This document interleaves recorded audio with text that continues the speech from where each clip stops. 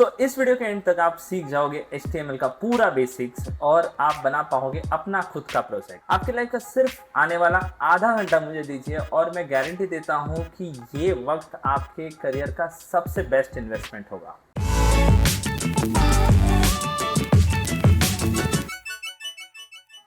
HTML hypertext markup language, ये कोई भी प्रोग्रामिंग लैंग्वेज नहीं, ये मार्कअप लैंग्वेज है। यहाँ पे हम कुछ कोड लिखते हैं और उसे ब्राउजर में ओपन करके देखते हैं। सो HTML is a foundation of web development. हमें जब भी कोई वेबसाइट बनानी है तो सबसे पहले हमें बनाना पड़ता है उसका HTML। वैसे HTML का कोड लिखने के लिए कोई सॉफ्टवेयर की नीड नहीं होती। 10 साल पहले हम नोटपैड में ही सिखाते थे, लेकिन अभी हमारा काम बहुत आसान हो जाता है इन सॉफ्टवेयर की वजह से। तो VS Code is the popular software. अगर आपके पास नहीं है तो आप code.visualstudio.com पे जाके उसे डाउनलोड कर सकते हैं। ये टोटली फ्री है, इसमें कोई पैसा नहीं लगता। सॉफ्टवेयर इंस्टॉल होने के बाद आपको आपके जो भी ड्राइव में एक फोल्डर बना लेना है और उस फोल्डर को ओपन करके आपको राइट क्लिक करना है एंड आपको जस्ट इस फोल्डर को ओपन विथ कोड कर देना है। जो विजुअल स्टूडियो कोड पहली बार देख रहे हैं तो उनको मैं थोड़ा सा एक्सप्लेन कर देता हूँ।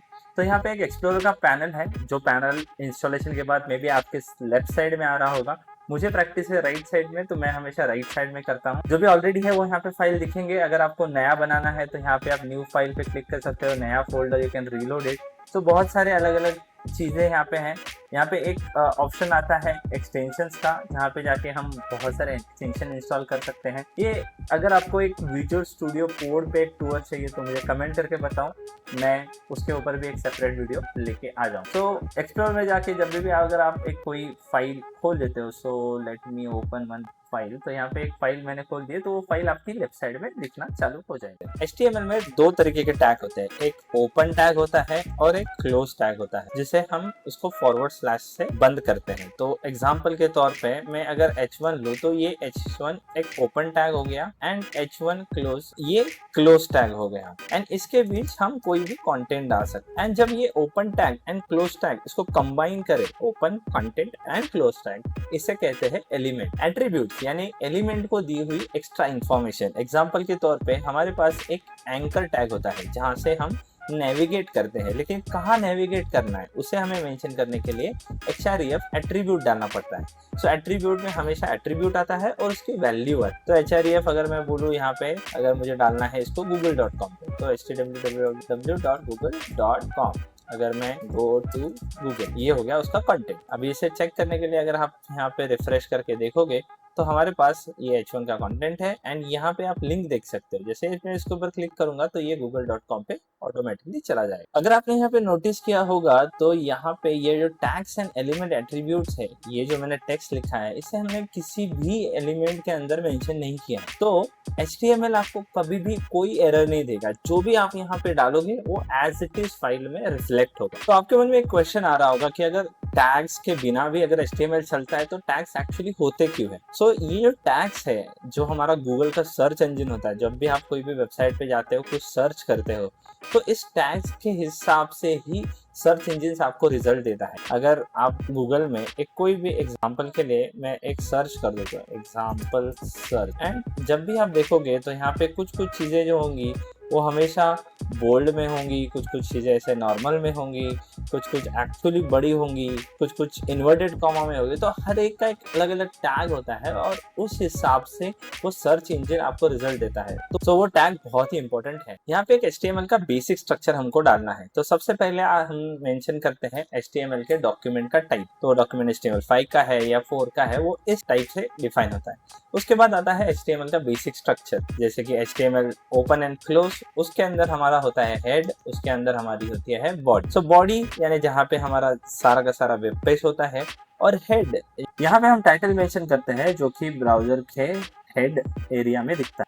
जो हम बॉडी में लिखेंगे वो हमारे बॉडी में दिखेगा। सो ब्राउजर में ओपन करने के बाद आप यहाँ पे क्लियरली देख सकते हैं जो भी मैं यहाँ पे बॉडी टैग में डाल रहा हूँ, अगर मैं और कुछ डालता हूँ, न्यू अपडेट, और सेव करता हूँ और यहाँ पे जाके अगर मैं रिफ्रेश करता हूँ तो वो एज इट इज हमें मिलेगा। हाँ, स्टाइलिंग में थोड़ा डिफरेंस है क्योंकि हमारे एलिमेंट्स अलग अलग हैं, जो कि हम अगले चैप्टर में सीखेंगे। ब्राउजर में अगर राइट क्लिक करके अगर आप व्यू पेज सोर्स करोगे तो आपको जो हमने कोड लिखा है वही कोड आप यहाँ पे देख सकते हैं। टाइपोग्राफी में कुछ एलिमेंट सेग्रीगेशन किया हुआ है जो आपको डिफरेंशिएट कराता है कि हेडर कौन सा है, सब हेडिंग कौन सा है। तो उसके लिए है सबसे पहले हेडिंग्स के कुछ एलिमेंट्स है, जैसे कि हम बात करते हैं H1, ऐसे H1 से लेके H6 तक आप उससे डिफरेंट डिफरेंट एरिया में यूज कर सकते हैं। यहाँ पे अगर रिफ्रेश करके देखेंगे तो हर एक का डिजाइन अलग अलग होता है। डेफिनेटली हम उसको अपने हिसाब से CSS कर सकते हैं, जो कि हम अगले वीडियो में देखेंगे, लेकिन अभी के लिए सबसे इंपॉर्टेंट है टैग। सो आपके डिजाइन के अकॉर्डिंग डेफिनेटली जो जो टैग्स डिजाइनर ने एज अ हेडिंग दिया है उसे आपको हेडिंग में डालना ही पड़ता है। नेक्स्ट है हमारे पास पैराग्राफ। पैराग्राफ एक सिंगल टैग है जिससे एक्चुअली अब पैरा बिल्ड होता है।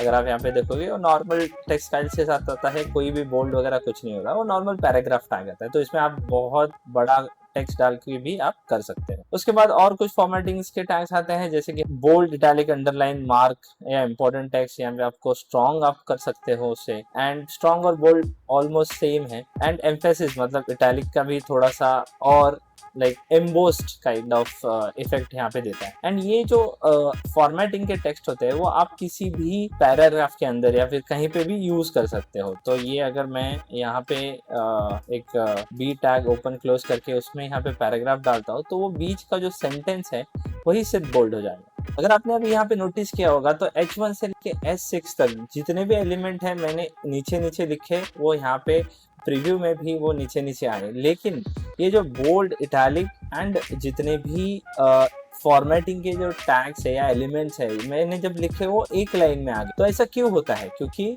एलिमेंट्स दो टाइप के होते हैं यहाँ पर, एक होता है ब्लॉक एलिमेंट और दूसरा होता है inline element. So block element जो कि हमारे पास हेडिंग्स है या पैराग्राफ है या फिर और चैप्टर्स में मैं हर बार एक्सप्लेन करूंगा कि ये ब्लॉक एलिमेंट है या इनलाइन एलिमेंट है। सो आप जब भी ब्लॉक एलिमेंट यूज करोगे तो वो अपना एक विड्थ या फिर 100% विड्थ ब्राउजर की ले लेता है, लेकिन ये जो एलिमेंट्स है वो इनलाइन एलिमेंट्स है, वो अपनी विड्थ कभी नहीं लेते, तो हमेशा वो बाजू बाजू में ही आएंगे। सो इंटरव्यू में सबसे इंपॉर्टेंट क्वेश्चन फ्रेशर्स को पूछा जाता है, what is the difference between the block element and inline element. तो सिंपल उसका आंसर आपको यही करना है कि ब्लॉक एलिमेंट को ब्राउजर 100% विड्थ देता है एंड इनलाइन एलिमेंट को अपनी कोई विड्थ होती नहीं। आंसर के बाद आप एग्जाम्पल भी दे सकते हो इन एलिमेंट्स का जो ब्लॉक है एंड जो इनलाइन है। तो लिंक्स यानी कि एंकर टैग। सो एंकर टैग में जैसे कि मैंने बेसिक वाले एग्जांपल में लिया था कि आपको href एट्रीब्यूट देना पड़ता। सो यहाँ पे दो तरीके के लिंक्स हो सकते हैं। एक तो आप इंटरनल पेजेस जो कि ऑलरेडी आपके पास है, जो अभी हमने अलग अलग बनाए हैं, उन्हें भी आप लिंक दे सकते हो। और एक होता है एक्सटर्नल लिंक, जहाँ पे हमको href तो देना ही है, लेकिन यहाँ पे आप टारगेट भी दे सकते हो। टारगेट यानी कि अगर आप यहाँ पे देखोगे इंटरनल लिंक अगर मैं कुछ खोलूंगा तो यहाँ पे इसी ब्राउजर में इसी टैब में खुल जाएगा, लेकिन अगर मैंने यहाँ पे टारगेट ब्लैंक दिया है तो ये जो है वो एक नया टैब खुलेगा और वो जो भी लिंक आपने स्पेसिफाई किया होगा href का तो वो उस नए टैब में खुलेगा। यहाँ पे आपने नोटिस किया ही होगा कि जो भी मैंने दो लिंक्स दिए हैं वो एक साइड बाय साइड आ गए हैं। तो ये कौन से टाइप का एलिमेंट है मुझे कमेंट करके बताओ। तो HTML में कुछ कुछ एलिमेंट ऐसे भी है जिसमें आप कंटेंट आप लिख के नहीं दे सकते, जैसे कि इमेजेस टैग हो। तो इमेज टैग में आपको कंटेंट जो है वो लिख के नहीं दे सकते, तो आप उसका क्लोजिंग टैग नहीं होता, तो उसे हम सेल्फ क्लोज करते। तो जितने भी सेल्फ क्लोजिंग टैग है यानी कि इमेज हो गया या फिर HR हो गया, तो ये सेल्फ क्लोजिंग टैग है। तो इनका इंफॉर्मेशन जो है इसमें कोई कंटेंट जाता नहीं है, लेकिन ये आपको एक सर्टेन आउटपुट दे देते हैं। सो अगर आप यहाँ पे देख सकते हो मैंने यहाँ पे ओपन कर लिया तो HR से सिर्फ एक लाइन ड्रॉ हुई है, इमेज से अभी तक कुछ आया नहीं है क्योंकि इमेज को हमें इमेज देना पड़ेगा, राइट। तो वो भी दे देते हैं। तो इमेज में हमें एक एट्रीब्यूट आता है SRC यानी कि सोर्स। यहाँ पे आप देख सकते हो हमने एक एसेट का फोल्डर बनाया है, उसके अंदर इमेजेस का फोल्डर बनाया है एंड उसके अंदर हमारे पास एक फोटो हमने रखा है। तो वो पाथ जो है वो हमें यहाँ पे डालना है। सो हम डालेंगे एसेट्स, देन उसके बाद इमेजेस, उसके बाद photo.png। सो ये जो भी आप इमेज यूज करोगे उसका एक्सटेंशन आपको लिखना है, विदाउट एक्सटेंशन वो कभी चलेगा नहीं। तो अभी इसे सेव करते हैं और यहाँ पे हम रिफ्रेश करके देखोगे तो ये जो भी हमने बैनर बनाया था, जो ये जो फोटो है वो यहाँ पे दिख रहा है। सो ये फोटो अभी थोड़ा बड़ा हो रहा है तो हम उसको विड्थ एट्रीब्यूट भी दे सकते हैं एंड इस विड्थ एट्रीब्यूट से वो कम हो जाएगा। तो अगर आप यहाँ पे 250 देके अगर इसको रिस्पेक्ट करते हो तो छोटा होगा। यहाँ पे सबसे एक इम्पोर्टेंट टैग आता है जो कि जैसे मैंने बताया था सर्च इंजन में कुछ ना कुछ इंफॉर्मेशन जानी चाहिए, तो अभी ये सेल्फ क्लोजिंग टैग है तो यहाँ पे हम कंटेंट नहीं दे रहे, सो वो इंफॉर्मेशन सर्च इंजन को कैसे मिलेगा, तो वो इस एट्रीब्यूट से मिलेगा। ये है अल्ट एट्रीब्यूट। सो अल्ट आता है एंड टाइटल, ऐसे दो एट्रीब्यूट आते हैं। सो दोनों भी एट्रीब्यूट में आप इसका इंफॉर्मेशन दे सकते हैं। तो यहाँ पे मैंने कुछ इंफॉर्मेशन डाला, तो यहाँ पे अगर आप जब सेव करोगे और इसको रिलोड करोगे तो ये इंफॉर्मेशन आपके इमेज पे जैसे ही आप माउस होवर करोगे, जैसे यहाँ पे होवर करोगे तो इन्फॉर्मेशन दिखना चालू हो जाएगा। 1 सेकंड। ऑलराइट, तो हमें दोनों में भी देना पड़ेगा। तो आप ये देख सकते हो जैसे ही मैं इस इमेज को होवर करता हूँ वो जो अल्ट है या फिर जो टाइटल है वो यहाँ पे दिख जाता है। सो HTML में ऐसे भी कुछ एलिमेंट्स है जो हमेशा पेरेंट और चाइल्ड कॉम्बिनेशन में ही काम करते हैं, जैसे कि लिस्ट हो। तो सबसे पहला कि हमें एक पेरेंट चाहिए जो कि है ऑर्डर लिस्ट। तो वो डिसाइड करता है कि अंदर वाले जितने भी आइटम्स है उसको नंबर लगाना है या बुलेट लगाना है। एंड उसके अंदर आता है li का मतलब है लिस्ट आइटम। सो आपको जितने मर्जी चाहिए आप आइटम डाल सकते हो, लेकिन इन्हें नंबर दिखाना है या बुलेट दिखाना है वो डिसाइड करता है पेरेंट। सो अगर मैं इसे सेव करके यहाँ पे देखो तो आपको दिख जाएंगे OL यानी कि ऑर्डर लिस्ट, जो हमेशा नंबर शो करता है। अगर सपोज इसकी जगह पे हमें चाहिए बुलेट्स तो हमें लिखना होगा यहाँ पे। सो इस OL को हम चेंज कर देंगे ULs, तो ये अनऑर्डर लिस्ट हो जाएगी। अनऑर्डर लिस्ट यानी कि बुलेट। तो अगर यहाँ पे रिफ्रेश करके देखोगे तो यहाँ पे आपको बुलेट्स दिख जाए। लेकिन ये सर्टन रूल बहुत ही इंपॉर्टेंट है, जब भी आपको लिस्ट यूज करना है तो हमेशा OL पेरेंट होगा या UL पेरेंट होगा और इसके अंदर जितने भी आइटम्स आपको डालने हैं वो आप डाल सकते हैं। ऐसा और एक एलिमेंट आता है लेकिन आजकल ज्यादा वो यूज नहीं होता, लेकिन मैं आपको जस्ट इन्फॉर्मेशन बता रहा हूँ, वो है DL, DT एंड DD। सो एक एलिमेंट में, एक पेरेंट एलिमेंट में 2 चाइल्ड्स होते हैं। इसका फुल फॉर्म है डेफिनेशन लिस्ट। सो आप जितने मर्जी चाहिए डेफिनेशन लिस्ट ले सकते हो। एंड इसका डेफिनेशन का टाइटल होता है और डेफिनेशन का यहाँ पे डिस्क्रिप्शन होता है। इसको रिलोड करेंगे तो यहाँ पे एक टाइटल मिलता है और उसका डिस्क्रिप्शन। तो हमेशा आप जितने मर्जी से डेफिनेशन और लिस्ट लिख सकते हो और वो उतना उसके हिसाब से वहाँ पे रिफ्लेक्ट होते रहे। सो इन लिस्ट में कुछ एट्रीब्यूट्स आते हैं जो कि यूज होते हैं, जैसे कि OL के साथ हमेशा यूज होता है स्टार्ट। सपोज आपका जो लिस्ट है आपको 4 नंबर से चालू करनी है तो आप इसे स्टार्ट विद 4 दे सकते हो, तो वो हमेशा 4 5 6 7 ऐसे स्टार्ट हो जाएगी। एंड UL में आपको स्टाइल्स आते हैं, स्टाइल, लिस्ट स्टाइल, टाइप। हमेशा अगर सपोज आपको सर्कल चाहिए so you can give it circle, list style type, तो यहाँ पे वो सर्कल बन जाएगा। सो टेबल में भी हमें पेरेंट चाइल्ड कॉम्बिनेशन लगता है। तो सबसे पहले हम यूज करते हैं टेबल एलिमेंट, जो कि डिफाइन करता है कि इसके अंदर आने वाला कंटेंट टेबल का है। उसके बाद हमें हमेशा जो रो होती है तो हर एक रो को पहला डिफाइन करना पड़ता है। तो अगर हमारा टेबल है, अगर टेबल को स्ट्रक्चर देखा जाए तो टेबल हमेशा एक रो में होती है, फिर कॉलम्स होते हैं। तो टेबल का हम पहला रो डिफाइन करेंगे, उसके बाद उसमें एक कॉलम डिफाइन करेंगे। तो सबसे पहला TH यूज करेंगे, जो TH मतलब हमेशा हेडिंग होता है, टेबल हेडिंग। सो TR यानी कि टेबल रो एंड TH यानी कि टेबल हेडिंग। तो अभी मैं 3 कॉलम्स का यहाँ पे एक टेबल बना रहा हूँ। तो पहला है सीरियल नंबर, फिर नेम, फिर एज। अगेन मेरा एक रो कंप्लीट हो गया जो कि मेरा हेडिंग है। अभी यहाँ पे मैं दूसरा लूंगा जो है TR, सेकेंड रो, जिसके अंदर मैं उसका इंफॉर्मेशन, तो पहले कॉलम में क्या था मेरा सीरियल नंबर, तो उसका जो डिस्क्रिप्शन है TD जो हम बोलते हैं, उसका जो टेबल डिस्क्रिप्शन है वो हम यहाँ पे ऐड करेंगे। तो सीरियल नंबर पहला, नेम दूसरा, फिर एज। तो अगर हम यहाँ पे इसे सेव करके यहाँ पे देखते हैं तो आप देख सकते हो एक टेबल लाइक स्ट्रक्चर आ गया, लेकिन ये टेबल नहीं दिख रहा है। तो हम पहला उसे बॉर्डर और एक विड्थ दे देते हैं ताकि ये टेबल लाइक स्ट्रक्चर दिखना पड़े। तो अभी यहाँ पे आप देख सकते हो सीरियल नंबर है, नेम है जो कि मेरा फर्स्ट रो है, फर्स्ट कॉलम, फर्स्ट तो जो मैंने पहले रो में डिफाइन किया था, एंड फिर उसका इन्फॉर्मेशन हमने सेकंड रो पे डिफाइन। थोड़ा और डेटा यहाँ पे ऐड करते हैं और फिर से यहाँ पे आप रिफ्रेश करके देख सकते हैं, यहाँ पे आपको एग्जैक्टली जो टेबल स्ट्रक्चर चाहिए वो यहाँ पे मिल गया। तो टेबल आज की टाइम पे सिर्फ इतना ही यूज होता है कि टेबल दिख रहा है, लेकिन पहले बहुत सारा यूज होता था। इसमें रो स्पैन है, कोल स्पैन है, बहुत सारे फ्रेशर्स को लगने वाले कॉम्प्लेक्स फीचर हैं। सो आप मुझे कमेंट करके बताओ कि इस टेबल एलिमेंट पे अगर मुझे सेपरेट वीडियो बनाना चाहिए या नहीं। ओके, सो फॉर्म्स में देखा जाए तो बहुत सारी चीजें हैं, लेकिन एलिमेंट एक ही, इनपुट डेफिनेटली एक रैपिंग काइंड ऑफ है। तो सबसे पहले हमें लेना पड़ेगा form open and form close. उसके अंदर हम लेंगे लेबल। लेबल हमेशा जिस किसी का इनपुट है, सपोज आपको चाहिए कि यूजर का इनपुट क्या है, उसका नाम चाहिए, तो उसका नाम आपको लेबल में डालना। फिर उसका आता है इनपुट। तो मैंने जैसे बताया कि बहुत सारी चीजें हैं लेकिन आती सिर्फ इस इनपुट के अंदर। सो इनपुट में आता है टाइप एट्रीब्यूट। सो इस टाइप में बहुत सारे टाइप्स है that you can use it. तो मैं आपको एक एग्जांपल के लिए पहले एक बेसिक सा टाइप यहाँ पे दिखाता हूँ। सो इनपुट टाइप टेक्स्ट, यहाँ पे अगर आप रीलोड करके देखोगे तो एक लेबल आ जाएगा जो कि टेक्स्ट है टू डिफाइन इट, कि बाबा हाँ ये फॉर्म में आप क्या एक्सपेक्ट कर रहे हो यूजर्स। तो यहाँ पे मैंने आप नाम इनपुट कर सकते हो, ओके। एंड अगर आपको डिफाइन करना है तो आपको एक प्लेस होल्डर एट्रीब्यूट और एक आप इनपुट में डाल दोगे तो वो इनपुट खुद बताएगा कि आपको क्या एक्चुअल में चाहिए। सो और कुछ एग्जांपल यहाँ पे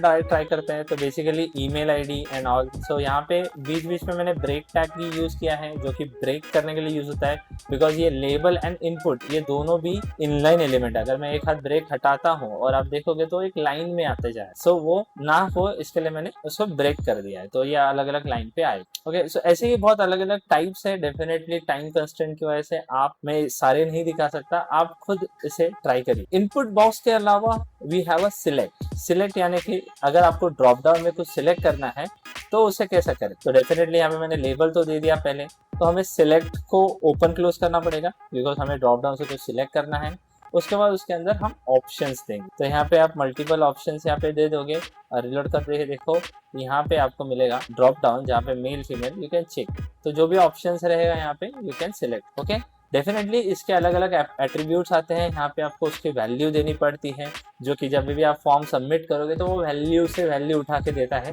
लेकिन ये HTML के लिए, अगर HTML जब आप सीख रहे हो दैट टाइम आप इतना भी कर दोगे, because what we are learning here is basic HTML code. जब हम कंबाइन करेंगे HTML और जावास्क्रिप्ट तो तब जाके उस एट्रीब्यूट का एक्चुअल वैल्यू आपको समझ में आता है। तो ये हो गया सिलेक्ट बॉक्स। तो अभी हमें करना है चेक बॉक्सेस। तो अगर हमें चेक बॉक्स करना है तो डेफिनेटली ये मैंने लेबल दे दिया ताकि समझ में आ जाए कि ये क्या हम ले रहे हैं। उसके बाद डालना होता है input and type check box. उसके बाद हम देंगे वो चेक बॉक्स किसके लिए बिलोंग करते हैं। तो अगर आपको देखो मुझे चाहिए हॉबीज, लेकिन क्या हॉबीज है, मैं playing cricket. So do I play cricket is my hobby, तो I do check here, okay. वैसे ही और एक ऑप्शन यहाँ पे ऐड कर देता हूँ। सो नेक्स्ट इज आपका है रेडियो बटन। सो जैसे कि हमने ये check boxes is for multiple selection, but radio में हमेशा एक ही सिलेक्शन होता है।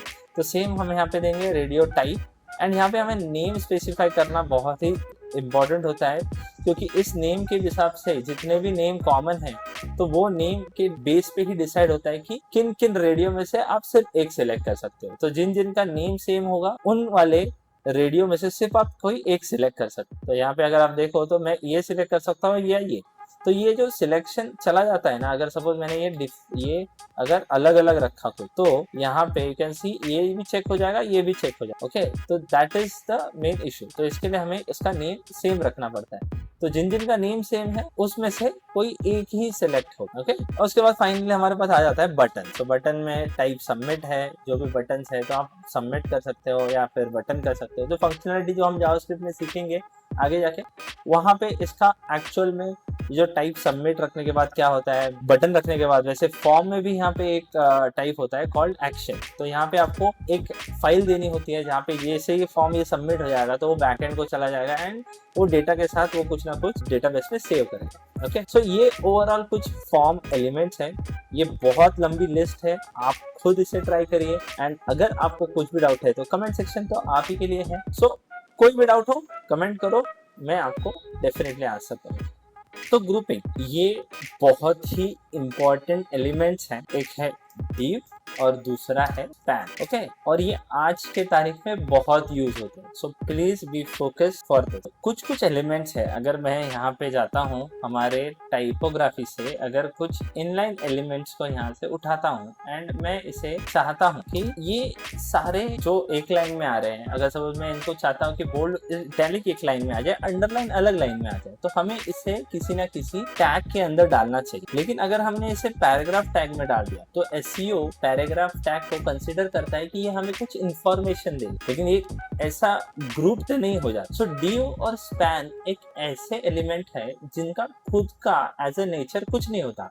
उनका काम क्या है कि उनको सिर्फ एक ग्रुप बनाने के लिए यूज। बेसिक डिफरेंशिएटर ये है कि div ब्लॉक एलिमेंट है एंड स्पैन इनलाइन एलिमेंट। आपको कुछ ऐसा डिफरेंशिएटर चाहिए इनलाइन में तो स्पैन यूज करिए, ब्लॉक में चाहिए तो ब्लॉक यूज करिए। एग्जांपल के तौर पे अगर मुझे इसे ग्रुप करना है तो मैं करूंगा div और उसके अंदर ये जो भी कंटेंट है ये डाल देख सकते हो। इसे मैं रिलोड करूंगा तो बोल्ड और इटैलिक एक ग्रुप बन जाएंगे, वो 100% विड्थ ले लेंगे, अंडरलाइन नीचे आ जाए। सेम केस में यहाँ पे एक टेक्स्ट लेता हूँ जिसमें से कुछ एरिया मुझे रेड कलर में दिखाना। अगर मैं सपोज उसमें बी टैग यूज किया, उसे एक स्टाइल अप्लाई कर दिया, ये styling is a part of CSS, मैं इसे बोल्ड टैग के अंदर यूज करके कर दूं तो यहाँ पे कलर भी रेड हो जाएगा लेकिन ये बोल्ड भी हो जाएगा। ऐसा एलिमेंट चाहिए जिसका खुद का कोई स्टाइलिंग नहीं, उस टाइम पे हमें यूज करना चाहिए यहाँ पे स्पैन एलिमेंट। स्पैन एलिमेंट है इसका और ये जो div एलिमेंट है इन दोनों का खुद का ऐसा कोई स्टाइलिंग नहीं होता, ये सिर्फ और सिर्फ ग्रुपिंग के लिए यूज करे जाते हैं। जनरली मैं भी इंटरव्यू में 2 क्वेश्चंस पूछता हूँ, स्पैन में डिफरेंस क्या है और div और स्पैन का सिमिलरिटी क्या है। डिफरेंस ये है कि div एक ब्लॉक एलिमेंट है और स्पैन इनलाइन एलिमेंट। सिमिलरिटी ये है कि ब्राउजर इन्हें कोई भी स्टाइलिंग नहीं देता। सो ब्राउजर में अगर आप राइट क्लिक करके इंस्पेक्ट करोगे तो आपको एक डेव टूल्स ओपन हो जाएगा। सो अगर मैं ये P को होवर करूँ तो उसके ऊपर स्पेस हमने खुद नहीं डाला है, वो ऑटोमेटिकली ब्राउजर ने अप्लाई किया। लेकिन अगर आप div को होवर करो तो उसको कोई भी ना पैडिंग है ना मार्जिन है, कोई भी स्पेसिंग है। अगर चीज अगर आप H1 भी यहाँ पे करोगे div की जगह पे, अगर ग्रुपिंग करने के लिए अगर मैंने यहाँ पे H1 कर दिया तो अगर आप देखोगे, इसको रिलोड करता हूँ इसको, हाँ सो यहाँ पे आप देख सकते हो H1 को भी यहाँ पे डिफॉल्ट स्पेसिंग आता है। तो ये एक सिमिलरिटी हो जाती है div और स्पैन। और ये जो div और स्पैन है ये हर जगह आज के दिन यूज होता है। तो अभी तक के नॉलेज के बेस पे अभी एक छोटा सा हम प्रोजेक्ट बनाते हैं जिसमें एक लास्ट में मैं थोड़ी सी स्टाइलिंग इंट्रोड्यूस करूंगा। तो सबसे पहले हम बनाएंगे एक छोटा सा हेडर जहाँ पे हम वेलकम नोट लिखेंगे।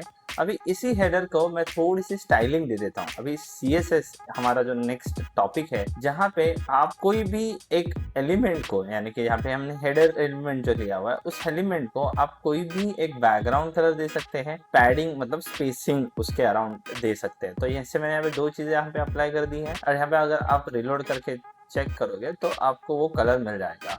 तो मैं यहाँ पे थोड़ा सा ऐसा जूम रखता हूँ। तो उसके बाद एक छोटी सी एक हेडलाइन ऐड कर देते हैं कि आगे हाँ मैंने एक पैराग्राफ, मतलब जैसे ही देखो सबसे पहला तो जब भी SEO कैच करेगा हमारी वेबसाइट तो उसको हेडिंग मिलनी चाहिए, पैराग्राफ मिलनी चाहिए। तो वो 2 जो मेन टैग है वो मैंने यहाँ पे डाल दी। उसके बाद हम डालते हैं एक बैनर का इमेजेस। तो हमारा ये जो बैनर है वही इमेज डालेंगे, लेकिन इस बार से विड्थ जो है हम 100% यहाँ पे रख रहे हैं ताकि जो विड्थ है वो छोटा भी ना रखे बड़ा भी ना रखे, वो एक्चुअली जितना भी हमारा वेबसाइट है उस हिसाब से एडजस्ट हो जाए। ऑलराइट, उसके बाद हम डालते हैं थोड़े हमारे स्किल। तो यहाँ पे एक लिस्ट आइटम बनाते हैं अनऑर्डर। सो हमारे पास फिलहाल के लिए तो HTML है, उसके बाद CSS, उसके बाद में भी जावास्क्रिप्ट भी हम डाल सकते हैं। जैसे हमारी जो लिस्ट है जैसे आप बनाना चाहो वैसे बना सकते हैं। यहाँ पे मैं थोड़ा स्किल्स डाल दिया हूँ।